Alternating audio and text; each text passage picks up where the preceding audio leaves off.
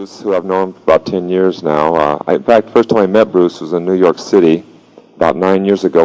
When I was fighting. In fact, I was fighting for the world title, and that's when Bruce was doing the Green Hornet series, and he came back there as a celebrity guest. And after I won the title, the promoter introduced me to Bruce, and so we started talking about our philosophies and the martial arts and so forth. And anyway, we were both staying at the same hotel, the Americana in New York, and we started walking over to the hotel. As we got going up the elevator, I remember Bruce was staying on the 7th floor, and I was on the 9th. As we got to his floor, we were really getting pretty involved into our conversation. So instead of me going up, I stepped out in the hallway with him, and this like 11:30 at night, and we started working out in the hallway. And next time I looked at my watch, it was 7 o'clock the next morning. And it was amazing because the guy he had so much knowledge and, as you know on the screen, ability, that it seemed like an hour had gone by as far as us working out and exchanging ideas. So he said, well, when we get back to Los Angeles, why don't we start working out together, which we did. When I got back, we started training together, and then the series was canceled, and he went to Hong Kong to pursue a movie career. When he went to Hong Kong, his first movie, the biggest grossing movie in Asia, before Bruce went over there, was The Sound of Music.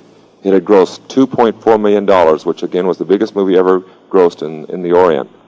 Bruce did the first movie called The Big Boss, which over here was The Fist of Fury, and that one grossed $3.2 million, which is $800,000 more than The Sound of Music.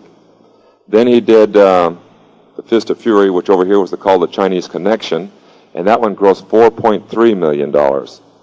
And then he called me up and he said he'd like to do a movie with a real good fight scene in the movie.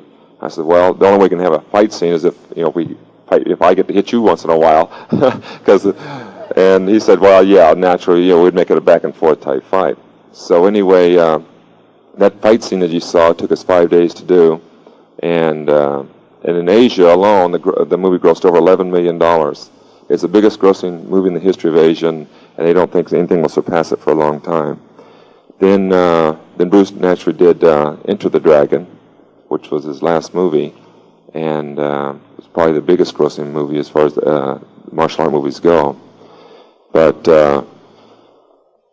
Bruce was 32 years old. Let me explain something about his death too, because there's, I guess, so many rumors that are going about how he passed away and so forth, about touch of death and drugs and so forth. And so I'd like to clarify that before we go on with the demonstration. Is Bruce in 1968? Well, he's pretty heavy in the weightlifting, as you could tell. He was very well built, and he was lifting weights one night with Kareem Jabbar, who was a student of his when he was in Los Angeles, playing at UCLA. And he tried to lift too heavy weights, and he ruptured the disc in his back, and he was laid up in the hospital for 3 weeks. In fact, the doctor said that they didn't know if he'd be able to walk again or not.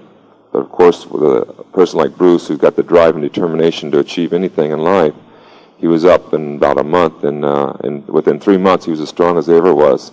But he had constant back pains from that day on, and he was having to take medication to keep the muscles in the back loose and relaxed. So what happened is that when he was in Hong Kong preparing for his next movie, he was working with a girl named Betty, and who was going to co-star with him, and he got a severe headache. So Betty gave him some antibiotics for the headache, and with the medication he had taken for his back and the medication he had taken for his headache, they reacted to each other and made his brain swell up, and it created an aneurysm or ruptured blood cells in his brain, and that's actually what happened. So if anyone asks you what happened, you can tell them the true story.